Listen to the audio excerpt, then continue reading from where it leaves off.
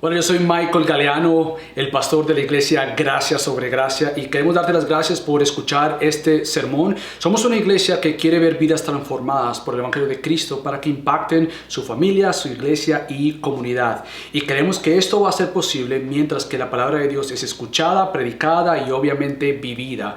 Así que queremos animarte a que tú puedas seguir escuchando la palabra de Dios, y si no tienes una iglesia local, te queremos invitar a que te unas a Gracia sobre Gracia, donde queremos ver tu vida transformada, y oramos para que este sermón Dios lo use en tu vida de una manera muy especial. Que Dios te bendiga. Algunos saben, estoy tomando un tiempo donde, al igual que ustedes, como ya hemos dicho varias veces, soy una oveja más dentro de este redil, y también necesita mi alma ser edificada y pastoreada. Así que hemos tenido grandes amigos, pastores que amo y respeto y admiro, que me enseñan tanto a estar con nosotros. Así que hoy está con nosotros el pastor Arturo. Pastor Arturo, una de las cosas que siempre cuando pienso en él, una de las cosas que más me anima de tu vida, mi hermano, es tu pasión por el Evangelio. Como en cada conversación es esa centralidad de lo que Cristo es, lo que Cristo hizo y quien Cristo es para con nosotros. Así que doy gracias a Dios por tu vida, pastor. Él está casado con Ginny, y su hija es Priscila, igual que la nuestra, y es miembro de la iglesia Riverside Church o 954 Church. Una iglesia también está en Harrington, no, en Fort Lauderdale. ¿Cómo sería la ciudad? North Lauderdale, ok. Así que, pastor, si puedes venir, quiero orar por ti, por favor, y pedirle al Señor que Él sea contigo y con nosotros.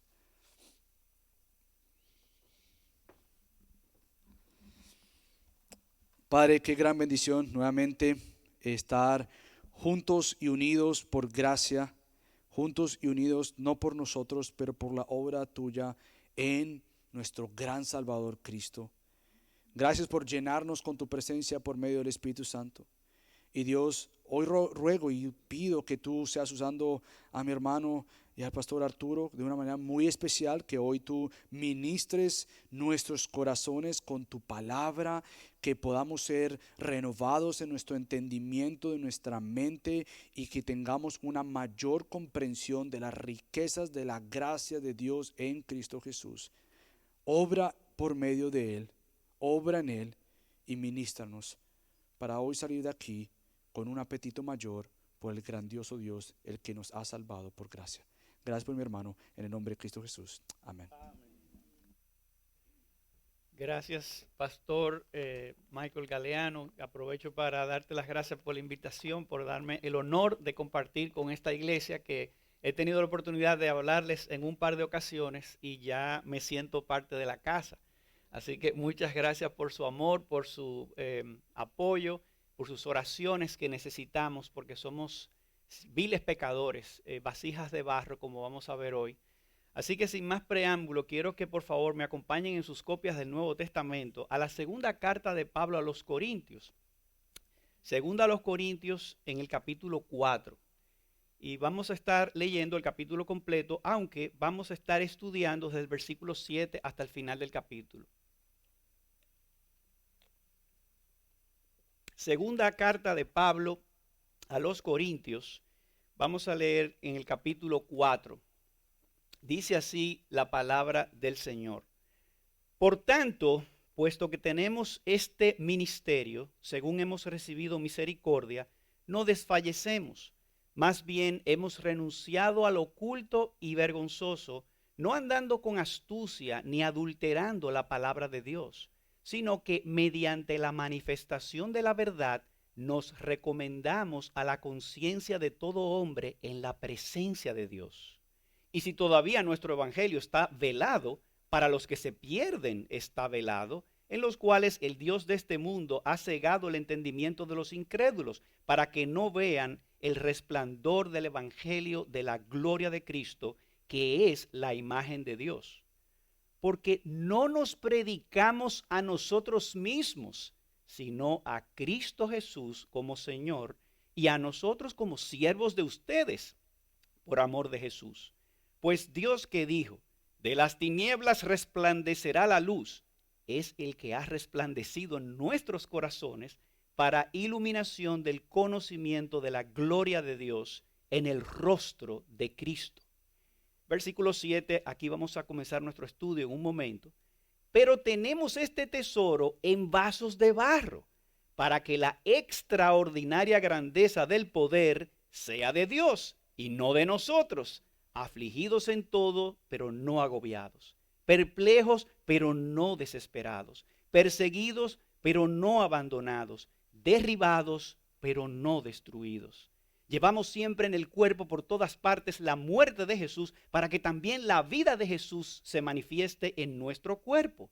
Porque nosotros que vivimos constantemente estamos siendo entregados a muerte por causa de Jesús para que también la vida de Jesús se manifieste en nuestro cuerpo mortal.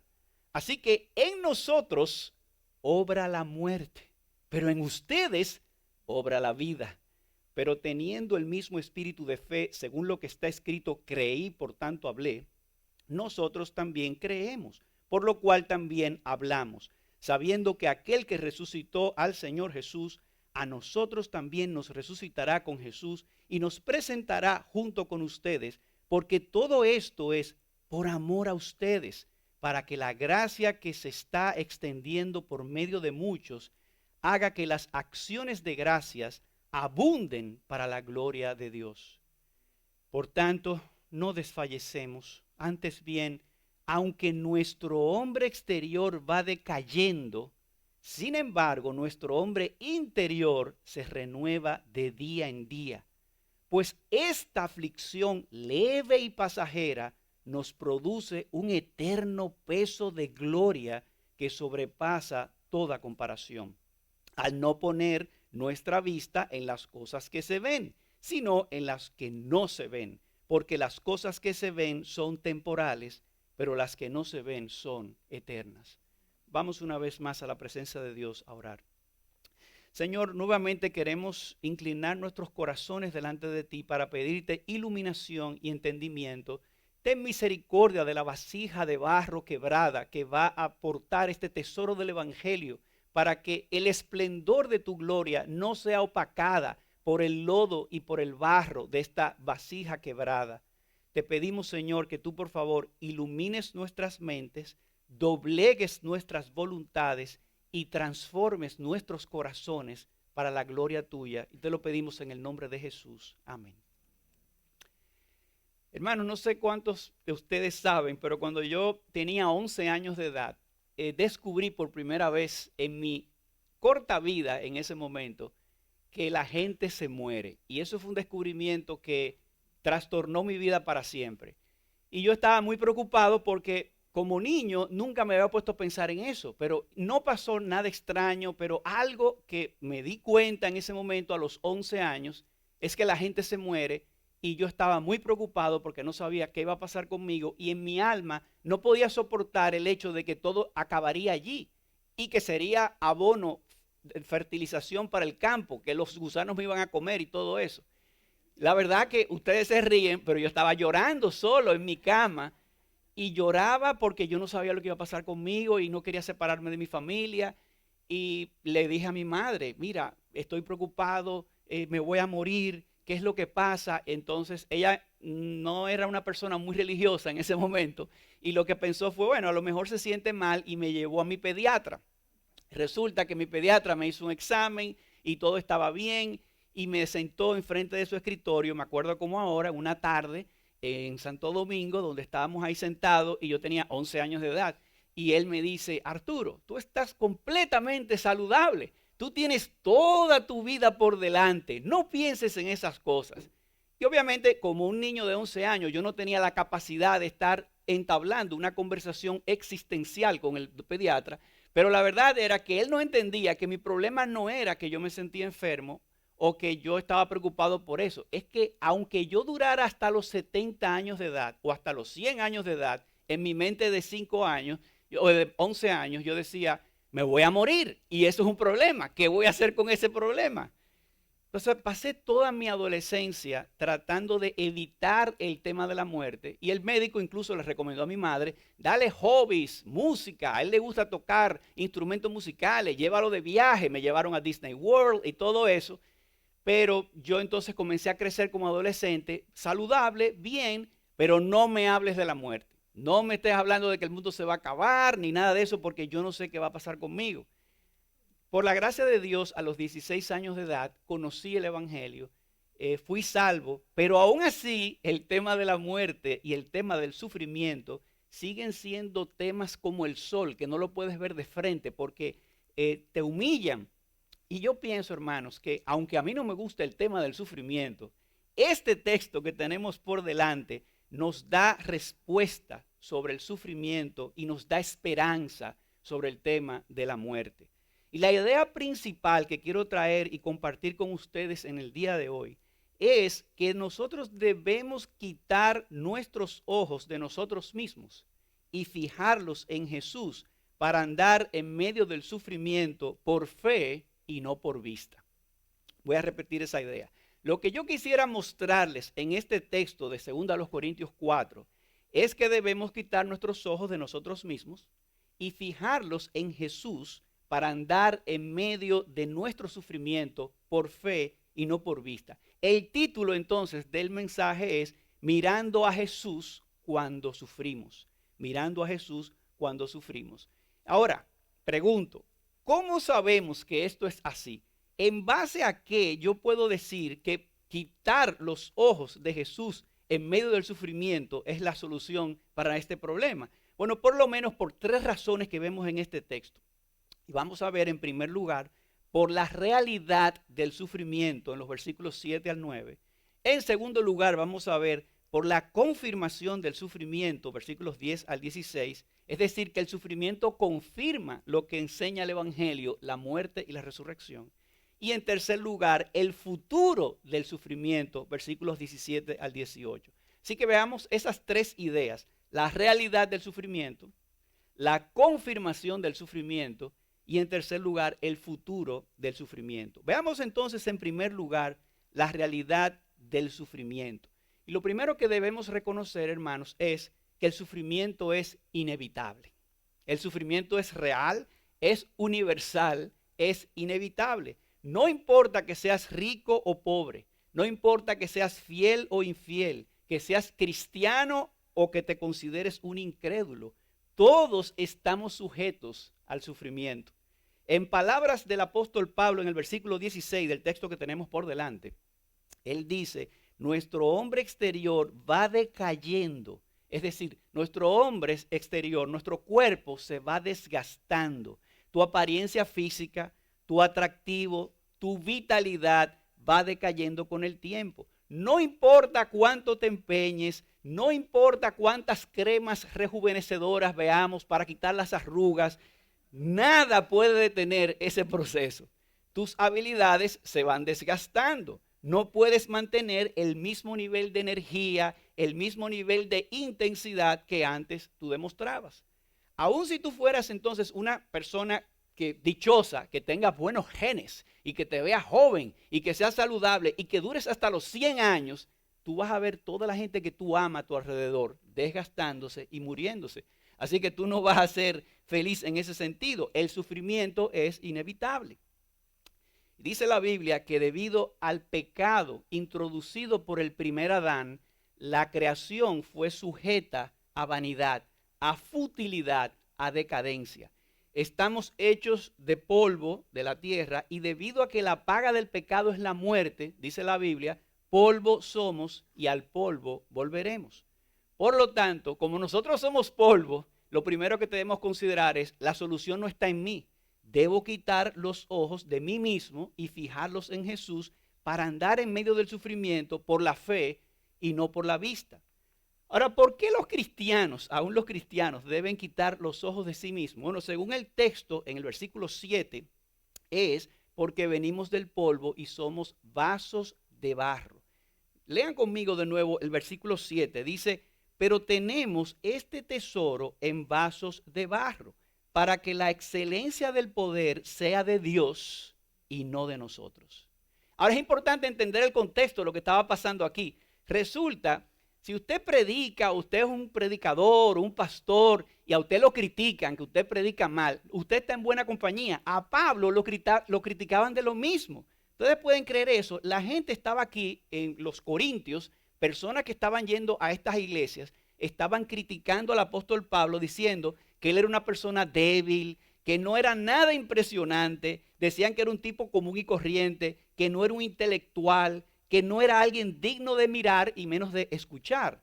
¿Y cómo contesta Pablo a esta objeción? ¿Saben lo que les dice? Le dice, ustedes tienen razón, es que yo soy un vaso de barro. Los vasos de barro, las vasijas hechas del lodo, eran instrumentos comúnmente con propósitos mundanos, con propósitos rudimentarios. Eran baratas, eran comunes, eran reemplazables y sin ningún valor intrínseco, sin ningún valor en ellas. El único valor que tenían estas vasijas era el servicio que estaban brindando. Pero estos instrumentos no tenían ningún valor, eran muy baratas.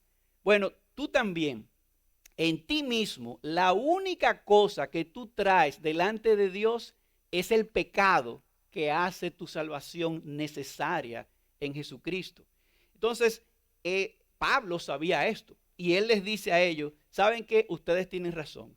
Yo soy un vaso de barro, pero ¿saben algo? Dios escoge vasos de barro, pecadores, con el fin de que la excelencia sea de Dios y no de nosotros.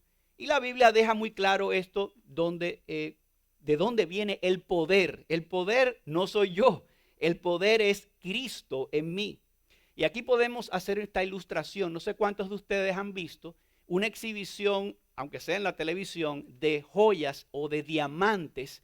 ¿Cómo los exhiben? Ellos lo colocan encima de un terciopelo negro, es decir, una tela negra. Y de hecho, si usted trabaja en óptica, para usted ver los lentes si están rayados, tiene que contrastarlo con un terciopelo negro, porque ahí toda la belleza del cristal va a estar obvia. Bueno, de la misma manera, aquí tenemos una aplicación para nosotros. Yo soy tan solo un vaso de barro, una vasija agrietada, cargando este tesoro, este diamante del Evangelio, para que a través de esta vasija, mientras ustedes más me conozcan profundamente e íntimamente, ustedes se van a decepcionar más, porque se van a dar cuenta que yo simplemente soy una vasija agrietada, una vasija de lodo, una vasija de barro. Pero cuando ustedes ven, pero a pesar de él ser tan malo, mira cómo él se comporta y la gracia de Dios está actuando en él. Es para que la gloria sea del Evangelio y no del pecador. No me mires a mí, mira el tesoro del Evangelio que yo te estoy trayendo en el nombre del Señor Jesús. Noten el versículo 5, que es un versículo muy interesante. El versículo 5, que no lo estamos estudiando, pero está en el contexto, dice, porque no nos predicamos a nosotros mismos, sino a Cristo Jesús como Señor y a nosotros como siervos de ustedes por amor de Jesús.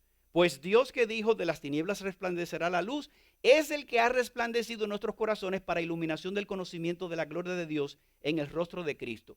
Yo lo leo rápido, pero ese texto es demasiado poderoso. ¿Saben lo que está diciendo Dios aquí? Que a Él le plugo manifestarnos la gloria de Dios en la faz de Jesucristo. En otras palabras, tú quieres ver, entender el amor de Dios, mira la cruz. De tal manera amó Dios al mundo que dio a su Hijo. Ahora, tú quieres entender la ira de Dios, mira la cruz. Él no pasa por inocente al que es culpable y alguien tuvo que pagar por eso. Entonces, no me mires a mí, mira al Evangelio. No se trata del vaso de barro, no se trata del mensajero, se trata del mensaje, se trata del Evangelio. Pero noten también que ellos acusaron a Pablo de sus frecuentes tribulaciones. En otras palabras, ustedes han oído hablar del falso evangelio de la prosperidad, que dice, si Dios está contigo, te debería estar prosperando y te debe estar yendo todo bien. Exactamente eso estaban criticando a Pablo, de que Pablo tenía una vida tan complicada, con tantas tribulaciones, dice que quizá Dios no está con él. Y Pablo da esa lista de tribulaciones. Él dice en el capítulo 11 de esta epístola, voy a mencionar cosas que él dijo ahí. He estado preso 5 veces. He recibido 39 latigazos de los judíos. 3 veces. Me han azotado con vara. Una vez fui apedreado. 3 veces naufragado. ¿Ustedes se imaginan eso? Que hay gente que un día tuviera un accidente en un avión, 3 veces náufrago. Me pasé un día y una noche en mar abierto.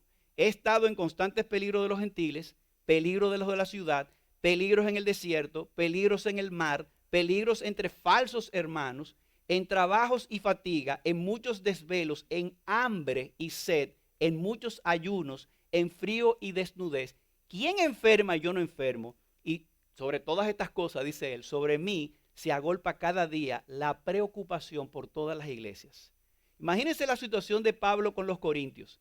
La gente estaba diciendo, ¿cómo puede ser que Dios esté con este hombre con tantos problemas? Porque se supone que Dios protege a sus hijos. Se supone que si Dios está contigo, debería estar prosperándote. ¿Cómo Pablo responde a esto? Y esto nos lleva a nuestro segundo encabezado.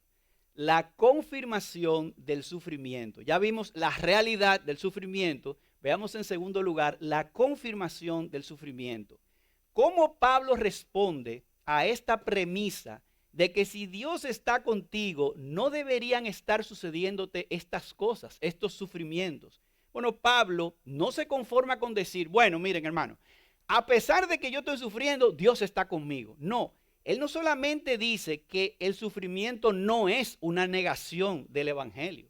Él también dice que sus sufrimientos son una confirmación de lo que se trata el evangelio.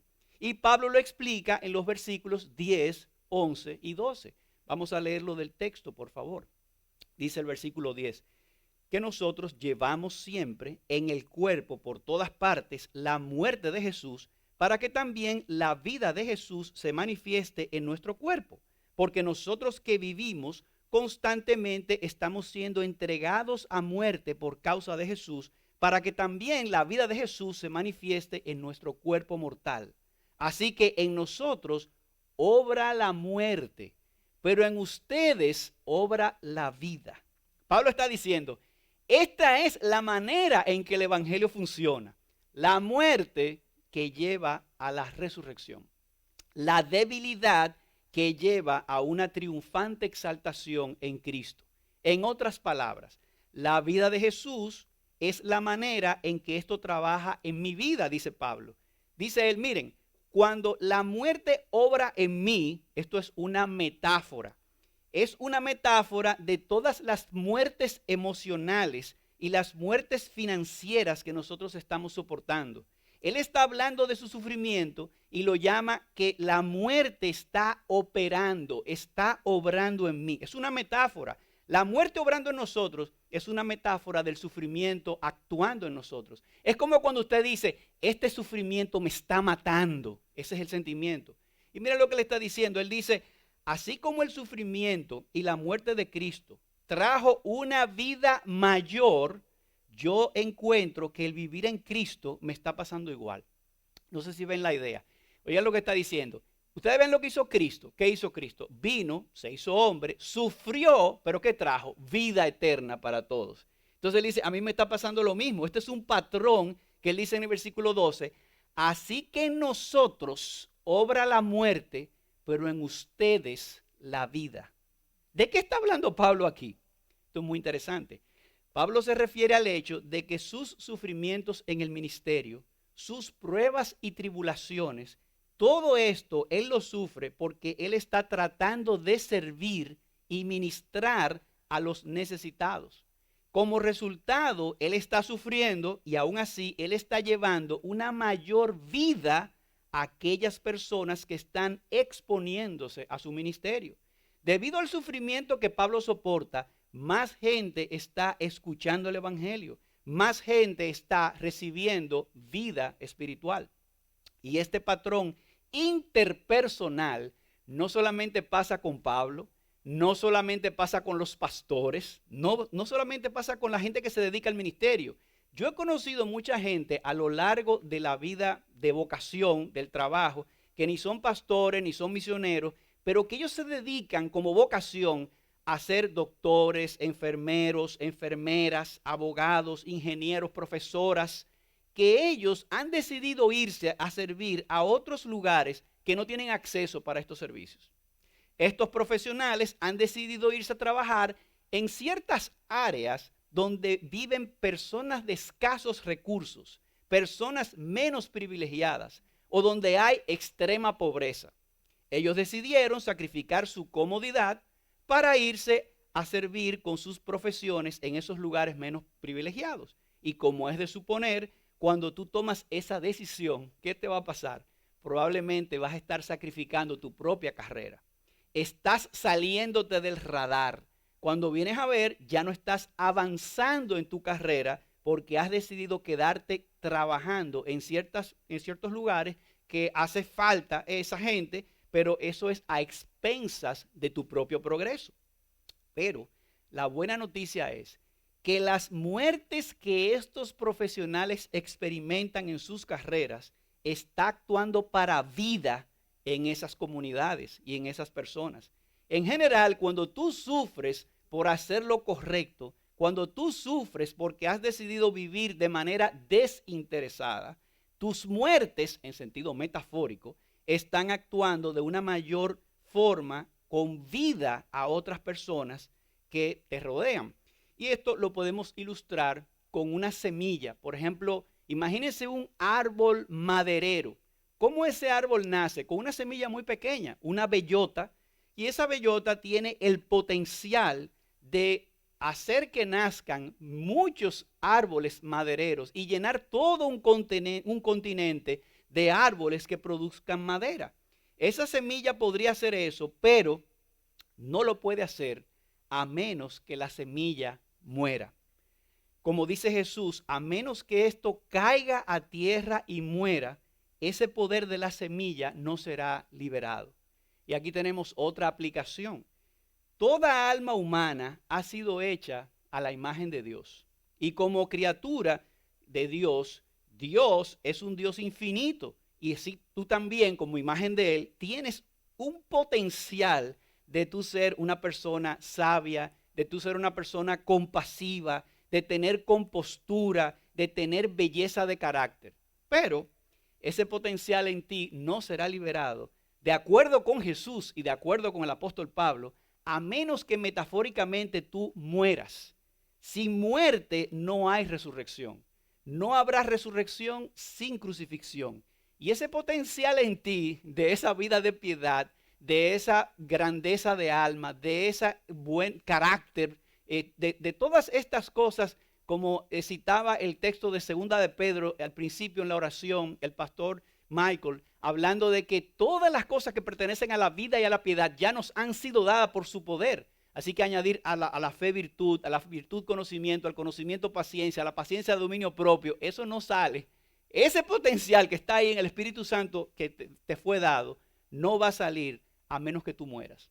Pero estamos hablando de una muerte metafórica. Es decir, a menos que el sufrimiento saque de ti todas esas cosas que el Señor tiene aquí planeado para ti. No sé cuántos de ustedes recordarán que el apóstol Pablo tenía un aguijón muy fuerte en su cuerpo.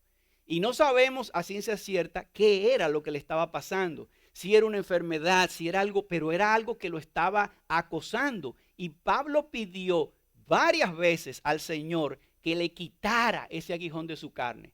¿Y qué le dice el Señor? No, mi gracia es suficiente para ti. Bástate mi gracia. ¿No te recuerda eso a alguien? ¿Quién le pasó algo similar que al apóstol Pablo en una mayor magnitud? Al Hijo Jesús, cuando estaba en Getsemaní y le dice, Padre, si te es posible, por favor, pasa de mí esta copa, pero no se haga mi voluntad sino la tuya. ¿Y qué le dijo el Señor? Dios el Padre le dijo al Hijo, no.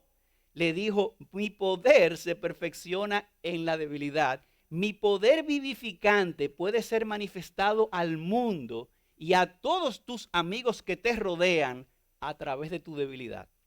Y eso es lo que Pablo se estaba dando cuenta. Él dice, si Jesucristo se sometió sin queja a este sufrimiento infinito, un sufrimiento infinito, imagínense el Hijo, la Trinidad, que están unidos, el misterio de cómo la segunda persona de la Trinidad está ahí recibiendo la ira de Dios en sí, eso es infinitamente superior. Si Él soportó eso, tú y yo podemos tomar esta porción finita de sufrimiento sin mucha queja. Porque mira, Cristo recibió todo este sufrimiento infinito por nosotros para que nosotros tomemos el sufrimiento temporal confiando en Él, sabiendo que nuestra aflicción dará fruto para muchas personas a nuestro alrededor. Y ese es el mismo principio. Ese es, digamos así, el secreto de la vida cristiana, si es que hay un secreto. No es que nosotros queremos procurar el dolor de manera estoica y decir, ay, sí, me encanta sufrir porque así yo voy a crecer. No, la clave es ver a Jesús todo el tiempo con los ojos de la fe. Ser derretidos en nuestro corazón al ver el amor de Cristo pasando de la muerte a la resurrección por nosotros, para que entonces nosotros confiemos que podemos también pasar de la muerte a la resurrección por medio de Él.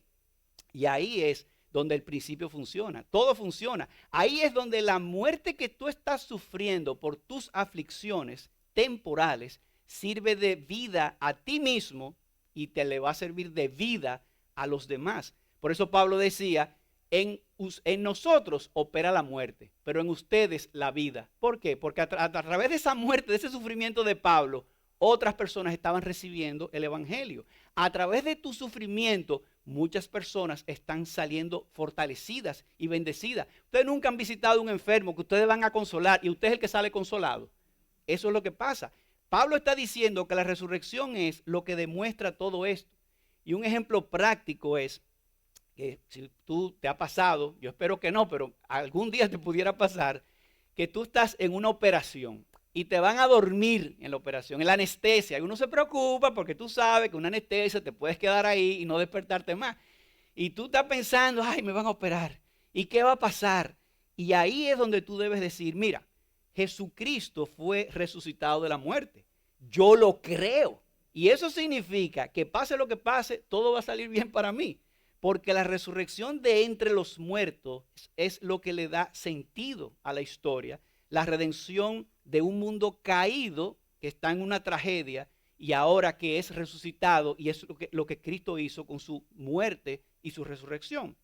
Así que hasta aquí hemos dicho que debemos quitar la vista de nosotros y ponerla en Jesús para andar en el sufrimiento que nos toque por la fe y no por vista. Primero, por la realidad del sufrimiento.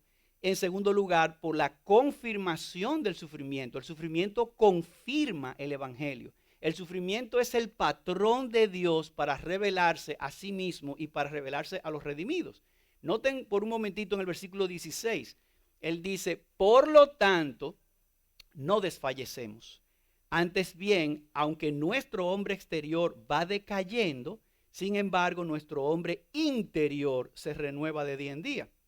Es decir, Dios tuvo que matar a su Hijo el justo para darnos vida a los pecadores injustos. Jesús murió para darnos vida, pero Él tiene que matarnos para vivificarnos. Dios crea la vida a partir de la muerte.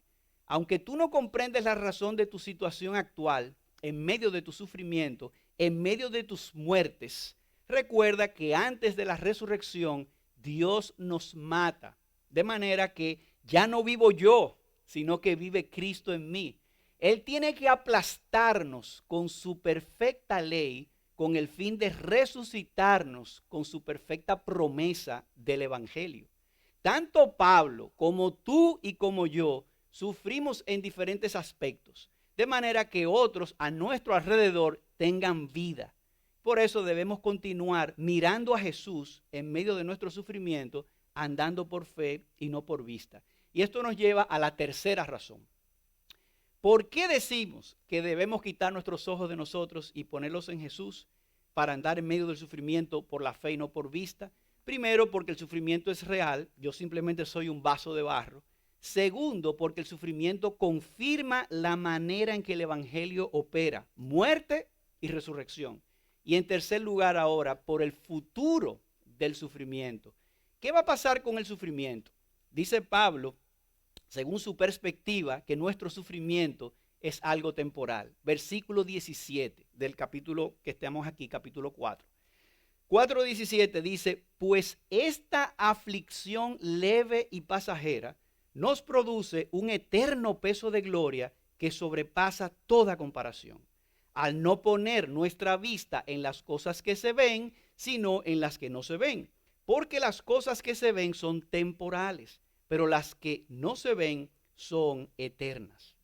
Pablo reiteró esta misma idea también en la carta a los romanos. No tienen que buscarlo. Algunos de ustedes se lo pueden saber de memoria probablemente. Romanos 8:18 dice, pues considero que los sufrimientos de este tiempo presente no son dignos de ser comparados con la gloria que nos ha de ser revelada. Los que se lo saben en la Reina Valera saben que los sufrimientos de este tiempo presente no son comparables con la gloria que nosotros ha de manifestarse. Pero la esperanza del cristiano tiene un enorme impacto en cómo nosotros encaramos y procesamos el sufrimiento que nosotros estamos llevando, los reveses de la vida, las dificultades, los retos, las tribulaciones, los problemas que tenemos. La esperanza cristiana es esta certeza que da forma a nuestra vida, sabiendo que el futuro último consiste en ver la gloria de Dios y experimentar su amor eterno. De hecho, Pablo amplía esta idea en el capítulo siguiente, que no lo vamos a ver hoy, donde él compara nuestra vida actual como si fuera una tienda de campaña, que un día será desmontada para nosotros mudarnos a nuestra morada eterna en el cielo nuevo y la tierra nueva. Nuestra existencia temporal se siente como una carga hasta que seamos revestidos con la gloria. Pablo dice que lo mortal será absorbido por la vida. El futuro del sufrimiento, ¿saben cuál es? Dios se lo va a tragar. Dice el profeta en el Antiguo Testamento, oh muerte, yo seré tu muerte. Oigan eso, la muerte de Cristo se tragó la muerte. Hay un libro famoso que se llama La muerte de la muerte en la muerte de Cristo. O sea, Cristo mató la muerte con su muerte. El futuro del sufrimiento es que será totalmente deshecho. La vida de Dios, la vida eterna, matará la muerte para siempre. Dice 1 Corintios 15:54. Pero cuando esto corruptible se haya vestido de incorrupción y esto mortal se haya vestido de inmortalidad, entonces se cumplirá la palabra que está escrita. Devorada, sorbida ha sido la muerte en victoria. ¿Dónde está, oh muerte, tu victoria? ¿Dónde, oh sepulcro, tu aguijón? La manera entonces en que tú vives ahora, tu conducta presente y tu carácter está determinado principalmente por lo que tú crees del futuro. Y aquí quiero ilustrar esto de nuevo. Yo no sé si te ha pasado alguna vez una amarga pesadilla que estás en medio de la noche soñándote que tu familia fue asesinada o que pasó un accidente o que usted se sueña como que se muere un familiar muy querido que está ahí en la casa. Y tú te levantas en medio de la noche con una exaltación, una zozobra y una preocupación. ¡Ay! ¿Qué pasó? Y ahí tú te das cuenta, que fue un sueño. Y tú ves a tus familiares seguros ahí contigo. Bueno, la idea aquí es la misma. Esta existencia temporal donde nosotros estamos viviendo es de un mundo sujeto a la vanidad, sujeto a la aflicción. No es comparable. Esto se va a ver como un sueño. Yo no estoy diciendo por si acaso que estamos viviendo en la matriz, en Matrix, y que estamos soñando todo esto. No, esta es la realidad. Pero en nuestra realidad, esto se va a comparar como un sueño que pasó y nosotros vamos a estar entonces en la realidad de Dios. No existe ninguna otra explicación, hermanos, sobre el sufrimiento, en ninguna filosofía, en ninguna religión que haya sido más esperanzadora, más gloriosa que esta, que es la proclamada en el Evangelio de Dios, revelado en el sufrimiento de Cristo para crear vida a partir de la muerte. Y recuerden la idea principal, debemos quitar entonces los ojos de nosotros mismos y fijarlos en Jesús para andar cuando nos toque el sufrimiento por fe y no por vista. Ahora, debemos reconocer, hermanos, que aún en medio de nuestras iglesias locales y en nuestras comunidades, nosotros nos encontramos con mucha gente que sufre en medio nuestro y que en vano han tratado de resolver su problema del sufrimiento encontrando algo en ellos mismos. Es decir, están sufriendo y lo primero que uno piensa es, pero ¿qué fue lo que yo hice? ¿Qué tengo que hacer para salir? ¿Qué es lo que yo estoy pagando? ¿Cómo salgo de esto? ¿Qué podemos decirle a estos que sufren? Yo quiero ilustrarlo con el caso de un personaje llamado Janet en una novela de George Eliot de la época de 1830. Es interesante, a principios del siglo XIX, en una novela titulada El arrepentimiento de Janet. Y se trata de una mujer llamada Janet que se casó con un hombre que su familia y sus amigos le habían advertido que no se casara. Una muchacha de la iglesia, creció en la iglesia, fue bautizada en la iglesia y ahora Janet estaba decidiendo, había un hombre que estaba interesado en ella y la familia le dijo, no te cases, ese hombre no te conviene, pero ella de todas maneras tomó la decisión y se casó. A medida entonces que la relación matrimonial se fue desarrollando, las señales tempranas de peligro inminente se convirtieron en problemas concretos. El marido de Janet le gustaba la bebida. Entonces, a medida que él fue tomando alcohol, se fue tornando abusivo. Abusivo verbalmente, abusivo emocionalmente y abusivo físicamente. Y a medida que esta situación fue empeorando, Janet no sabía cómo lidiar con esto. Ella no podía ir, por ejemplo, donde su madre, donde su familia, porque ella no quería que le dijeran, te lo dije, no te dije que no te casara con ese hombre, ¿verdad? A Janet entonces se le ocurrió una idea. El esposo venía del trabajo, se ponía a tomar, entonces él dice, a lo mejor yo, antes que él llegue, me puedo poner a tomar yo y me voy a poner un poco aturdida, de manera que yo pueda sobrepasar esta situación tan desagradable. Y así fue. Ahora tenían los dos adicción al alcohol, eran alcohólicos por razones distintas. Ella para soportar los embates de su marido y él por la situación que fuera de alcoholismo. Pero una noche las cosas se pusieron peor que nunca. Esa noche no solo le dio el marido de Janet una golpiza, sino que la echó fuera de la casa durante una noche fría y helada y le cerró la puerta con cerradura. Y ahí estaba Janet herida por el abuso de su marido, bajo la fría brisa del invierno helado, donde solo le quedaban dos opciones. O ella iba a buscar ayuda y decirle a alguien lo que estaba pasando, o simplemente ella podría decidir morirse ahí en la helada brisa fría enfrente de su casa. Pero al encarar este dilema, decide irse a donde la vecina, a tocarle la puerta. Que por cierto, la vecina sabía hace 10 años que ella estaba sufriendo, pero ella nunca quiso meterse en eso. Así que Janet le toca la puerta a la vecina, dice, vecina, tengo un problema, yo preferiría no darle ningún detalle, pero por favor le pido que me deje entrar a su casa. Janet entra y comienza a ser atendida por la vecina por un par de días. Ella se queda ahí un par de días con la vecina, hasta que la vecina le pregunta, pero Janet, ¿será que habrá alguien con quien tú puedas hablar? ¿Habría algo que se pudiera hacer para ayudarte? Y Janet le responde como, bueno, no realmente, aunque creo que quizá me gustaría hablar con una persona. Me gustaría hablar con el pastor nuevo que está en la iglesia, el señor Tryan, Mr. Tryan se llamaba. Así que la vecina va y busca a Mr. Tryan, el nuevo pastor de la congregación de esa comunidad, y él llega a donde Janet para escucharla. Entonces Janet se sienta frente a él y le dice lo siguiente.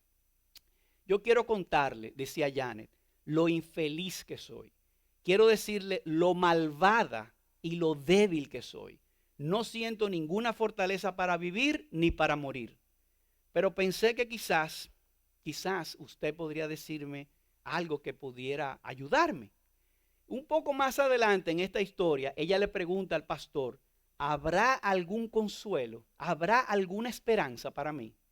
Hermanos, la razón por la que fue anunciado el evangelio que predicó Pablo es precisamente para darle respuesta a ese tipo de preguntas de Janet. ¿Habrá algún consuelo? ¿Habrá alguna esperanza para el pecador que sufre mientras está tirado en el piso por causa de su pecado? ¿Qué tú le dirías a Janet? Si Janet hubiera venido a esta iglesia con el rostro marcado por la golpiza de su marido, con el tufo, el mal aliento alcohol en su boca, y te pregunta, ¿hay algún consuelo para mí? ¿Hay alguna esperanza? ¿Qué le dirías a Janet? Ahora, ¿saben qué es lo más increíble? Lo increíble es que Janet fuera a una iglesia, a un pastor. La mayoría de las personas no se atreven a venir a nuestras iglesias porque entienden que la iglesia es un club social donde nosotros vamos a exhibir nuestros nuevos vestidos, a nosotros a decir que todo está bien, donde está la familia perfecta. Pero una iglesia donde nosotros lleguemos alcoholizados, como que se van a sentir incómodos, no van a saber qué decirnos. Entonces, esa gente que sufre no encuentra un lugar en ese tipo de iglesias donde el mundo es perfecto y donde no se predica el evangelio de Cristo, sino que se predica moralismo, cómo ser bueno. Bueno, si un pecador que sufre viene a la iglesia y nos pregunta aquí, ¿hay esperanza para mí? Bueno, muchos responderían, bueno, depende, hermano, vamos a ver tus frutos. ¿Cómo está tu vida? ¿Estás creciendo en santidad? ¿Estás haciendo tu devocional? ¿Estás leyendo la Biblia? ¿Estás orando? Y déjenme decirles, son preguntas válidas. Es pregunta válida verificar si el Espíritu Santo está actuando en tu vida. Pero, ¿qué le decimos a Janet, que creció en la iglesia, que fue bautizada, que decidió casarse con una persona inadecuada, que ahora la está golpeando y ella está alcoholizada? Preguntarle por sus frutos, yo creo que no ayuda mucho. ¿Qué fruto le vas a preguntar? Si ella lo que está solamente trayendo todo su pecado. Ahora, recuerda su pregunta. Ella dice, me siento tan débil y malvada, no tengo fuerzas para continuar, ni para vivir ni para morir. Pensé que si quizás usted podría decirme algo que me ayude. ¿Hay algún consuelo para mí? ¿Hay alguna esperanza? ¿Qué le vamos a responder? Le decimos, bueno, vamos a ver los frutos de tu vida. O le decimos, he aquí el Cordero de Dios que quita el pecado del mundo.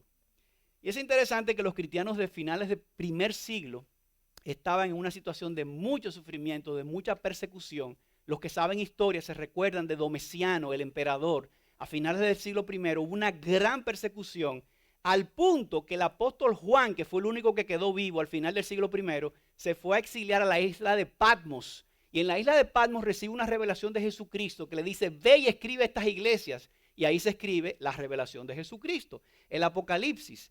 Y es como, miren lo que dice Apocalipsis, miren lo que, una de las cosas que vio, no vamos a leer Apocalipsis entero, la carta es muy larga, pero miren lo que dice en el capítulo 5, que en la mano derecha de aquel que estaba sentado en el trono, vi un libro escrito por dentro y por fuera, sellado con 7 sellos, vi también a un ángel poderoso que anunciaba a gran voz, ¿quién es digno de abrir el libro y desatar sus sellos? Y nadie, ni en el cielo, ni en la tierra, ni debajo de la tierra, podía abrir el libro ni mirar su contenido. Dice Juan, el que escribió el Apocalipsis, yo lloraba mucho porque nadie había sido hallado digno de abrir el libro ni de mirar su contenido. ¿Qué significa esto? ¿Qué es eso del libro? Bueno, se lo ilustro. Es como un familiar que deja un testamento con un poder legal para abrirlo. El familiar se muere, llegan los familiares del difunto y no pueden abrir el testamento porque la persona que tiene el poder no está ahí. Y ellos están llorando porque no saben quién se va a quedar con la herencia y cómo la van a repartir. Entonces, eso mismo, la familia llora, pero de la misma manera Juan ve el libro sellado. ¿Qué es este libro?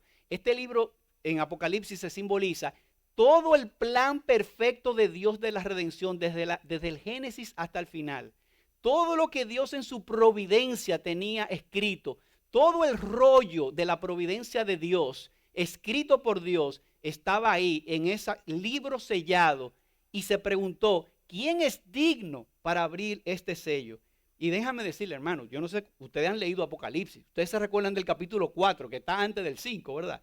¿Y qué dice el capítulo 4? Que estaban los 24 ancianos representando las 12 tribus de Israel y los 12 apóstoles, la iglesia de Israel, todos adorando, pero quizás alguno de ellos era digno, tenía frutos que pudiera calificar, pero dice Juan que no, que él lloraba porque no se encontraba a nadie que fuera digno. En el trono de Dios, de lo que estaban adorando ahí, no había nadie digno. Tú, yo, los ángeles, los ancianos, no podemos ser la fuente de la dignidad. Si buscamos en nosotros mismos, estaremos llorando como Juan y como Janet. Pero miren qué pasó. Resulta que en ese texto que leímos, vino un anciano y se acercó a Juan y le dijo, no llores más. He ahí el león de la tribu de Judá, él ha vencido, él es digno. Es decir, todas las criaturas estaban unidas en esto. Todos somos indignos, siempre somos indignos. Pero también todas estas criaturas están unidas en la adoración. Todos cantan, digno eres tú porque nos has redimido. Y de hecho, el diseño de Dios ha sido mostrar su gloria en el rostro del Hijo de Dios. lo que leímos en 2 Corintios 4:6. Dice que Dios que dijo, de las tinieblas resplandecerá la luz, es el que ha resplandecido en nuestros corazones para iluminación del conocimiento de la gloria de Dios en el rostro de Cristo. La respuesta, hermanos, no se encuentra en hacer un inventario de los frutos de tu fe. La conclusión para ese tipo de inventarios, cuando tú haces un inventario, déjame ver mi fruto, ¿saben lo que es? Llorar y decir, yo no soy digno. Ahora, cuando alguien sufre al verificar tanto pecado, tanta debilidad en su vida, no debemos apuntar a esa persona y decirle, vamos a ver tu fruto, sino decirle, mira el rostro de Cristo, donde ha sido iluminado el conocimiento de la gloria de Dios.